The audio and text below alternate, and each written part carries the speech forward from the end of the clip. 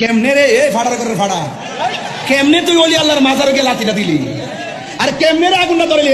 এই দেহার করে দেহা তুই কেমনে? জোরালো ভাবে আদেশ, আলী ছাড়বে না কোনো ছবি মূর্তি, সবকে ভেঙে খান খান চূর্ণ করে দাও। আলী তুমি ছাড়বে না কোনো উঁচু খবর, সবকে ভেঙে সমান করে দাও। এই যে এখানে সব কবর উঁচু হচ্ছে, এখানে কবর, আবার মুক্তিযোদ্ধা কবর। বেটা কি দেখাচ্ছেন আপনি কবর পাকা করে? অসম্ভব। মোহাম্মদ সাল্লাল্লাহু আলাইহি ওয়াসাল্লাম বলেছেন আদেশ। কে এমন মায়ের বেটা আছে যে মায়ের বেটা দলিল নিয়ে আমার মুখের উপরে কথা বলতে পারে? ক্ষমতা দিয়ে কথা বলা একেবারেই সহজ। আমি আব্দুর রাজ্জাক নিঃস্ব মানুষ, আমার বংশেও ক্ষমতা নাই, আমি কোনো দল সংগঠন করি না, আমার দলেরও ক্ষমতা নাই, আমার বংশেরও ক্ষমতা নাই, আমার টাকারও ক্ষমতা নাই। যে কোনো সময় আপনি প্রতিশোধ নিতে পারেন, প্রতিশোধ নিতে সমস্যা হবে না। তবে আমি আব্দুর রাজ্জাক বিন ইউসুফ বলছি, মোহাম্মদ সাল্লাল্লাহু আলাইহি ওয়াসাল্লাম বলেছেন উঁচু কবর ভেঙে দিতে হবে।